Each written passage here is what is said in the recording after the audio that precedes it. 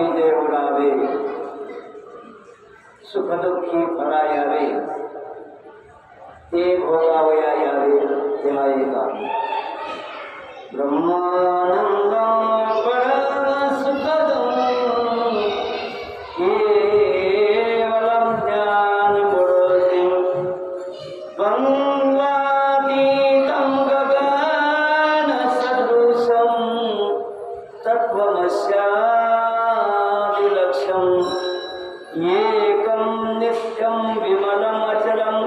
सर्वभे साक्षीभूतं भावातीतं त्रिगुणरहितं सद्गुरुं तं नमामि गोपाल कृष्ण भगवान की जय। परब्रह्म परमात्मा भगवान जगदीश चराचरात्मक व्याप्त चैतन्य शक्ती भक्तवत्सल दीन दयाल करुणा निधान कारण धन श्री पंढरीश पांडुरंग परमात्मा मुक्त कैवल्य तेजोनिधे माऊली महावैष्णव ज्ञानोबाराया जगद्गुरु तुकाराम महाराज समर्थ सद्गुरु श्री गजानन महाराज संत श्री भास्कर महाराज गौरी शंकर महाराज गुरुवारी वासुदेवजी महाराज आदि शक्ती मुक्ताबाई संत श्री सखाराम महाराज सद्गुरु श्रीराम महाराज गुरुवारी भोजने महाराज गुरुवारी पाटकर महाराज गुरुवारी पवार महाराज आदि सकल संत महंत तसेच भगवंताच्या चरणी नतमस्तक होऊन उपस्थित सकल मायबापांना कोटी कोटी प्रणाम। परब्रह्म परमात्मा भगवान जगदीशाच्या असीम कृपेने तथा सकल संत मायबाप यांच्या कृपा आशीर्वादाने आपण सर्व मायबाप यांच्या तन मन धन सहकार्याने श्री करुणेश्वर भगवान कृपा आशीर्वादित श्री क्षेत्र राजनदाते तीर्थक्षेत्र पंढरपूर पायदल दिंडी सोहळा आणि आता हा दुपारचा ठेपा पवित्र पावन मंगलमय ग्राम माळ हिवरा येथील जाधव कंपनी आणि सकल गावकरी मायबाप यांच्या सहकार्याने अन्नदानाचा योग, कारण जगामध्ये सगळ्यात मोठं दान अन्नदान सांगितलेलं आहे। अन्नदान आणि ज्ञानदान। अन्नदानात परम दानम विद्यादानात महत्व परम अनेन शांती क्षणिकम यावत जीवन सुविद्या। अन्नदान आणि ज्ञानदानाने अन्नदानाने शरीर चालते, ज्ञानदानाने जीवन करसे भाषण आउट ऑफ लिव्हिंग। जीवन जगण्याची कला जर कशात असेल तर ते वारकरी संप्रदायाच्या माध्यमातून संतांनी तुम्हापर्यंत ती पोचलेली आहे। आणि एक नियम आहे वारकरी संप्रदायाचा, ज्याची खावी बोली त्याची वाजवावी टाळी। म्हणून वारकरी संप्रदायाच्या नियमानुसार दुपारी प्रवचन रात्री कीर्तन होत असते। आज प्रवचन रूपी सेवा करता घेतलेली होवी माऊली महावैष्णव ज्ञानोबाराच्या ज्ञानेश्वरीची आणि प्रस्तुत ओवीतून कर्माचा सिद्धांत प्रस्थापित करतात। ज्ञानोबाराय म्हणतात, अगा कर्मी जे उडावे। आपलं कर्म जर शिल्लक राहिलं तर ते भोगण्याकरता पुन्हा जन्माला यावं लागते। मग ते मानव देहातच यावं लागेल याची गॅरंटी नाही। ते भोगावया यावे ते हा एका 84 लक्ष योनीपैकी कोणत्याही योनीमध्ये आपल्याला ते भोगावे लागते, कारण हे कर्मभूमी आहे। काय हे कर्मभूमी आहे। जो मानव देहात जन्माला आला तो कोणी देशाचा असो, कोणी धर्माचा असो, कोणी जातीचा असो, शहरातला असो, खेड्यातला असो की गल्लीतला असो, जो मानव देहात जन्माला आला त्याला एक दिवस मरावं लागते। हा अटल सिद्धांत आहे। आणि ज्याला मरावं लागते त्याला मरेपर्यंत कर्म करावं लागते, कारण कर्म हे भविष्य जीवनाचं बँक बॅलन्स आहे। बँक बॅलन्स म्हणजे आपल्याला इंग्रजी कळते, मराठी कळत नाही आहे ना, बरोबर आहे ना। बँक बॅलन्स आहे, अर्थात कर्माच्या माध्यमातून आपल्याला अनेक प्रकारच्या गती प्राप्त होतात. शास्त्रामध्ये 5 प्रकारच्या गती सांगितलेल्या आहेत. अधमाधम गती 1, दुसरी अधम गती, तिसरी मध्यम गती, चौथी उत्तम गती आणि 5वी उत्तमोत्तम गती.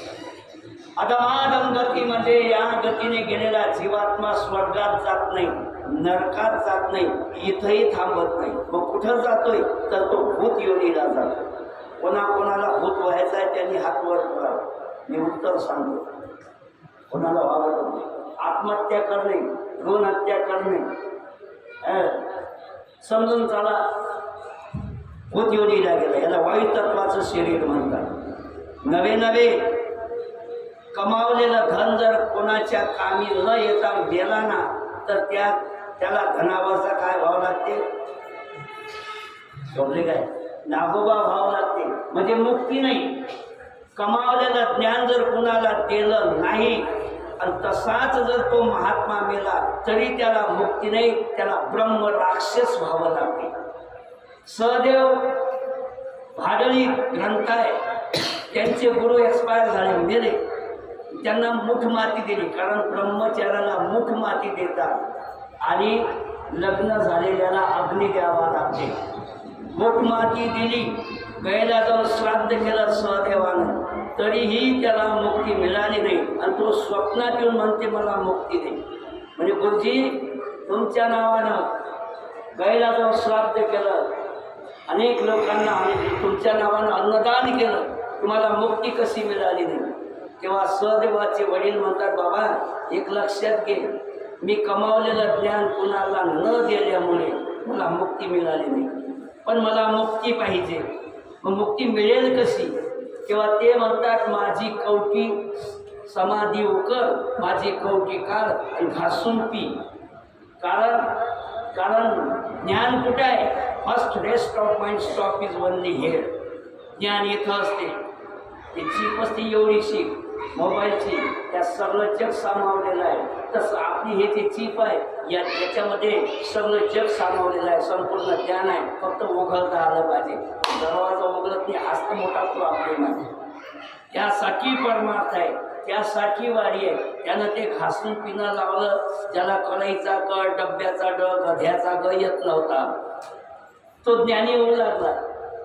भाडळीने पाहिलं आणि भाडळीने पाहिल्यानंतर तिच्या लक्षात आले की हा कवटी घासून पेते. तो निघून गेला. हिनं कवटी घेतली, उखळात काढली, पुढच्या पुढे करून घेतली. भाडळी महाज्ञानी झाली आणि सहदेवाला गुरुसोबत करावं लागलं. काय तेव्हा मुक्ती भेटली. काय चला अधमाधम गती, दुसरी अधमगती. अधमगतीने गेलेला जीवात्मा नरकाला जातो. त्याला नरक यातनाच भोगावा लागतो, कारण वाईट कर्म केल्यानंतर त्याची गती तीच आहे. दुसरी मध्यम गती. मध्यम गतीने गेलेला जीवात्मा स्वर्गाला जातो.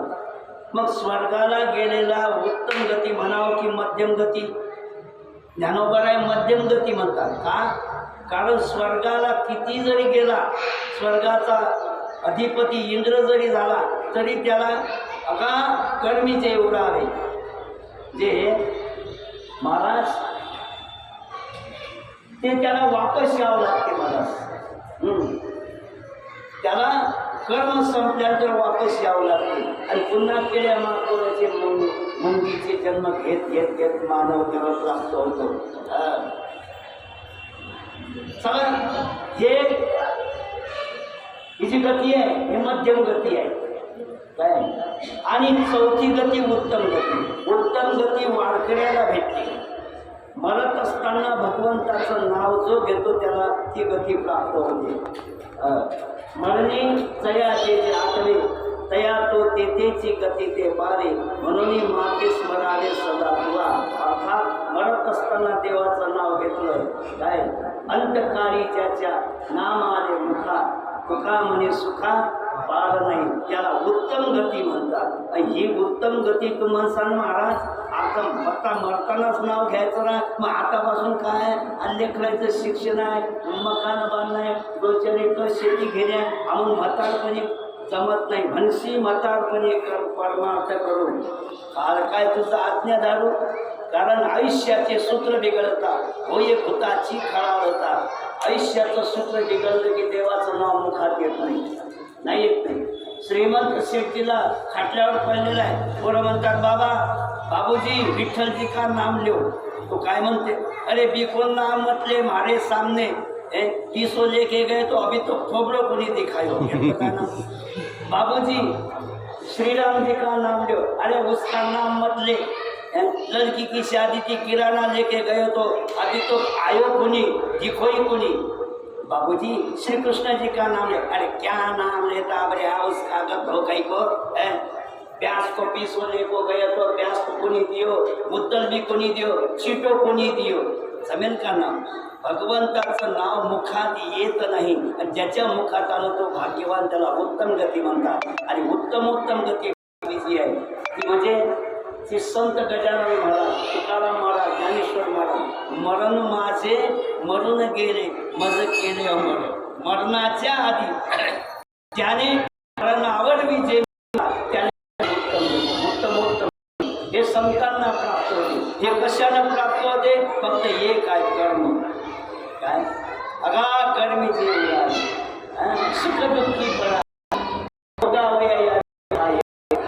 महाराज कर्म एवढं सूक्ष्म आहे, स्वप्नातलं कर्म सुद्धा भोगावं लागतं. मला स्वप्नात खरंचते काय खरंचते का स्वप्न ज्ञानवळा म्हणतात काय. अरे बाबा स्वप्न पडलं, स्वप्नामध्ये धावत सुटला, काय पंड सुटतात, काय दुखतात त्याचे, काय दुखती पाय पंड सुटतात. स्वप्ना माझी असतात काय पाय दुखती पंड सुटतात. काय स्वप्ना माझी असता प्रवास होय. धन्यवाद. काय अर्थात किती धावामध्ये प्रवास होईल स्वप्नामध्ये. मग स्वप्न खोटं आहे काय असं जर आहे तर हरिश्चंद्राने स्वप्नात केलेलं दान खरं केलं की नाही? खरं केलं ना. याचा अर्थ स्वप्न खरं आहे. सांगतो, एकाची सासू गेली स्वप्नामध्ये, त्याने हिरो होंडा काढली, हिरो बसला पुढे, त्याची होंडा बसली मागे, त्यानं गिअर न्यूट्रल केला, क्लोज ऑफ करा, बसला किका मारत, अशी किक मारली, अशी किक मारली, वाकयच फाडली.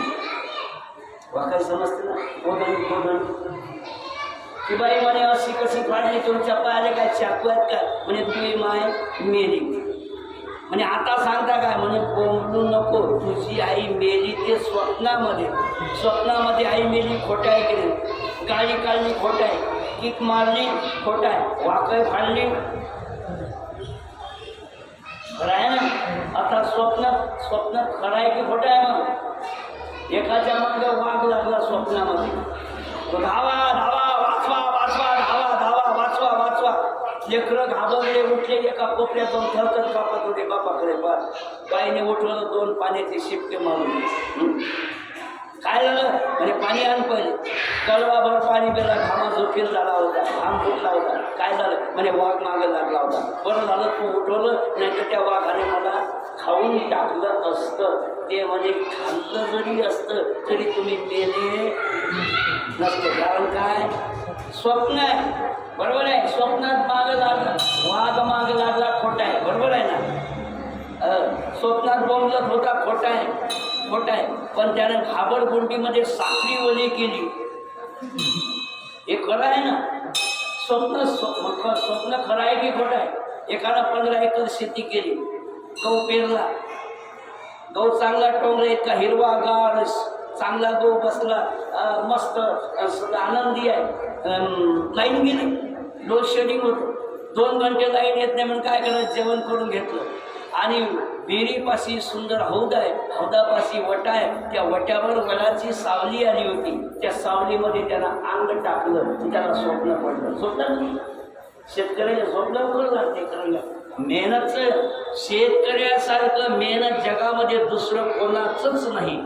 चला, झोपेमध्ये स्वप्न पडलं, स्वप्नामध्ये त्याला भरमसाठ पीक झालं, आणि पीक झाल्यानंतर त्यानं ते विकलं, मकान बांधलं, लग्न केलं आणि मुलगा झाला.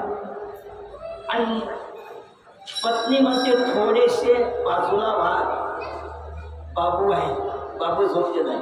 पुन्हा दुसरा मुलगा झाला. ते म्हणे वाहना पलीकडे. हा जसा पलीकडे व्हायला गेला हौदात पडला. स्वप्नामध्ये लग्न झालं, खोट आहे. 2 मुलं झाले, खोट आहे. हौदात पडला ते मग स्वप्न खरं आहे की खरं आहे ना? तरी स्वप्ने वणी जागृती येतात. काय पाय दुखती पंड सुद्धा काय स्वप्नामध्ये असता प्रवास. अर्थात सुसुप्ती म्हटलं असो, जागृती म्हटलं असलं की स्वप्नेतलं कर्म असो, कर्म आहे आणि ते लागू आहे. मग असं जर आहे ज्या कर्माने नरक प्राप्त होते ते कर्म का करावं काय, आणि असं कर्म करा ऐसे का हो न करा काही, पुढे नाही नाश द्या जयामध्ये नारायण शुद्ध पुण्य ते एक. असं कर्म करा आणि ते कर्माचा सिद्धांत ज्ञानोबराय माऊली, ज्ञानेश्वर माऊली, ज्ञानेश्वरी सांगतात. तर तो सिद्धांत पटतो ते वाढीत आल्यानंतर कसं वागावं, कसं बोलावं, कसं चालावं, काय बोलावं, काय करू नये हे कळते ते वारीमध्ये आणि संतांच्या संगतीमध्ये जीवन कळते. आणि म्हणून संतांच्या संगतीत जे लोक आले त्यांच्या जीवनाचा उद्धार झाला. काय मग त्यांचं कर्म अकर्म झालं नाही तर ज्ञानोबरांच्या आगाह कर्मी जे उराले. मग ते सुखरूपी कर्म असो की दुःखरूपी कर्म असो, आगाह कर्मी जे उराले सुखदुःखी फळा यावे ते भोगावया यावे ते आहे का. ते भोगावयाला याच लागते, यावंच लागते. मग कोणत्याही योनीमध्ये का जन्म घ्यावा ना. म्हणून मुक्त जर व्हायचं असेल तर वाडीमध्ये या, मुक्त व्हायचं असेल तर संतांच्या संगतीत या, आणि मुक्त व्हायचं असेल तर चांगलं कर्म करा. असा हा सुंदर सिद्धांत ज्ञानोबरायांनी आपल्या ओवीच्या माध्यमातून आपल्या समोर मांडला. आमचे हरिभक्तपरायण परमादरणीय गुरुवर्य गुरु कनाई गुरुजी, गुरुवर्य मुरलीधर महाराज, आमचे अवगण बाबा, निलखंड बाबा पाटील साहेब, सुंदर मंडळी, आमचे डोंगरे साहेब, फार ज्ञानवान मंडळी आमचे या दिंडीमध्ये आहे. त्या सगळ्यांच्या चरणी सेवा समर्पित करतो. आणि आमचे अन्नदाते जाधव साहेब, हरिभक्तपरायण बाबूराव जाधव आणि त्यांचं सहकारी यांच्या चरणी सेवा समर्पित करतो. आणि सेवेला पूर्ण विराम देतो.